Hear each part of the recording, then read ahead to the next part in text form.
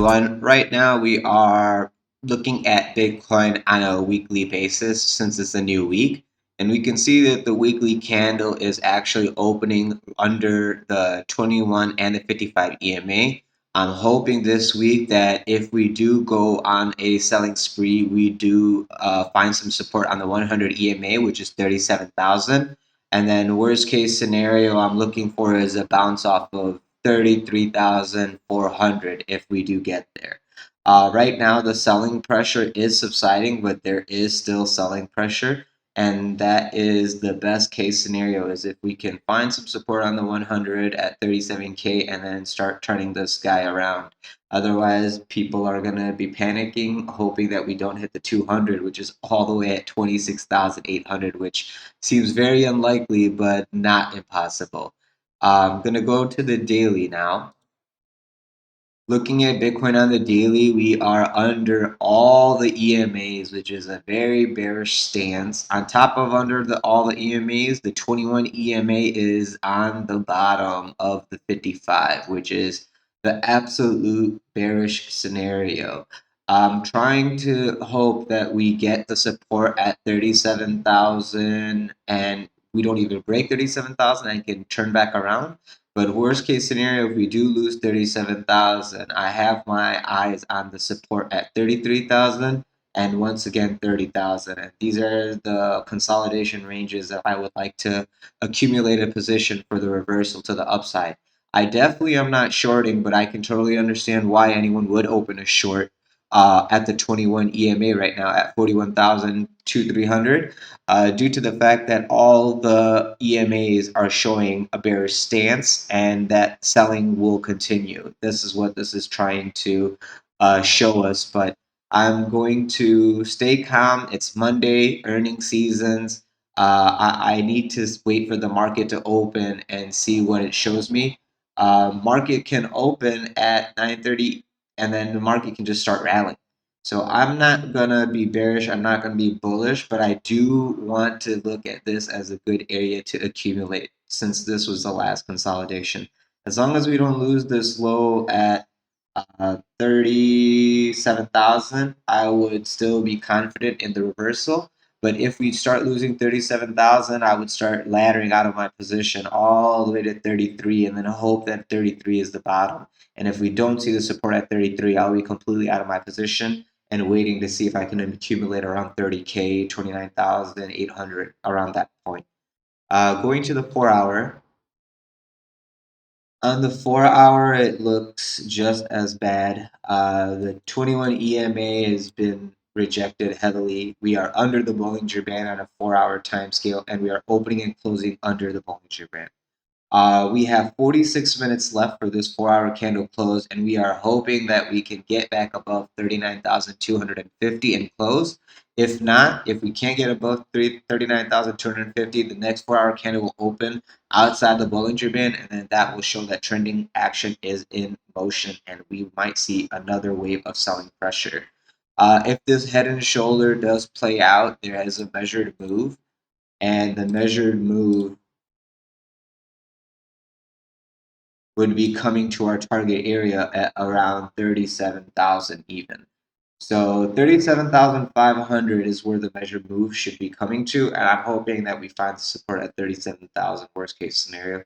I'll leave this here on the 4-hour, and then we can come back and follow up to see if this actually does play out. It already looks like it's in motion, guys. So just keep in mind that we might be gunning to 37,500. All right, I'm going to go to Ethereum. Ethereum on a weekly. Ethereum on a weekly is not as weak as Bitcoin. It looks like we're trying to find support on the 55 EMA, but we did lose the 21 EMA. If we can find support here on our little line that we drew at 2,935 dollars. If you can find support over here and start reversing up, that's good because not only will Ethereum start returning to the top slide, but then it might drag Bitcoin along with it since it looks like it's the stronger asset.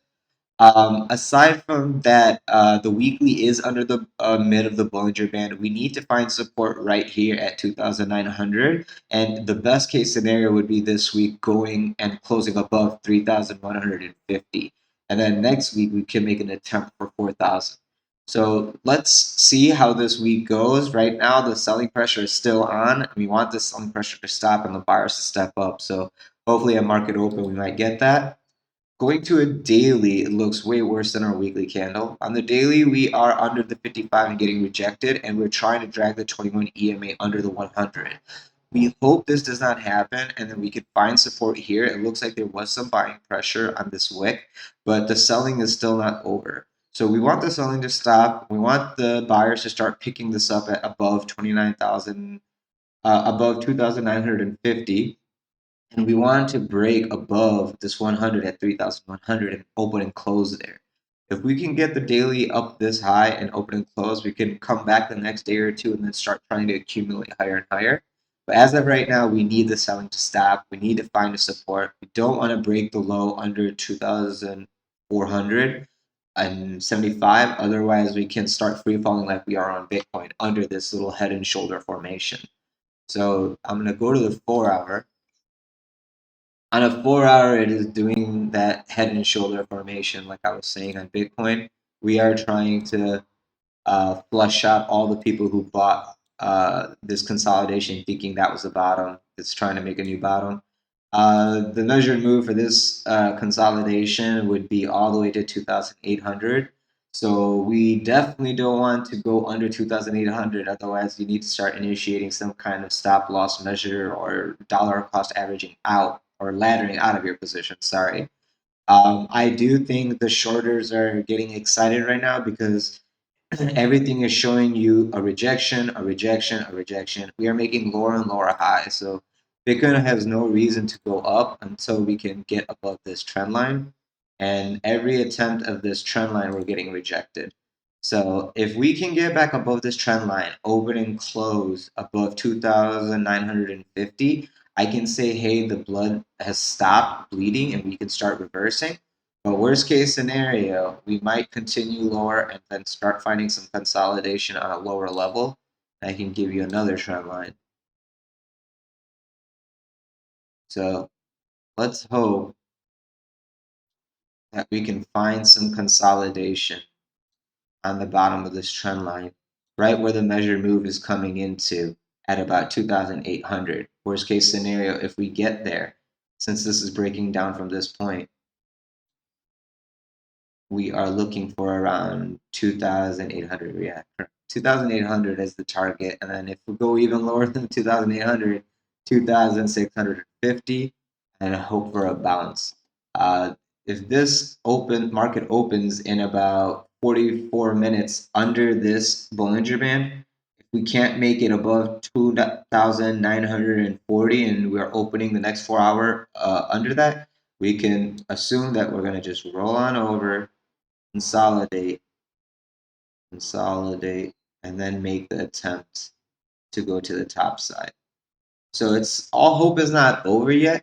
It's just going to take a long time for this descending action to play out. And then when buyers are confident, hey, this is as low as it's going to go, they will start picking it up. And we need to break out of this little descending wedge consolidation to get back up to the top side. I mean, this could be a bull flag, this could be a descending wedge, it could be a parallel channel. You can call it whatever you want to call it, it doesn't matter. The point of the matter is price needs to get above this 200 EMA, which is at 3,100, before there's anyone who's going to say, hey, the reversal is in progress.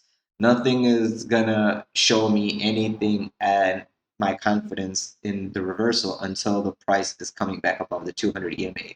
When I say the price, I mean the price, but I mean the 21 EMA as well. I need to see that to show that, hey, the trend is going back to the top side. Right now is just selling off, and people are, I guess, scared, selling for profit, selling for who knows what. We don't know, but we're just going off what the price is telling us. And right now, the price is telling us that the sellers are in control. Aside from that, guys, I have a lot of material coming out. I wanted to just personally thank Gregory Pappas for coming on our channel over Easter weekend. putting out so much material.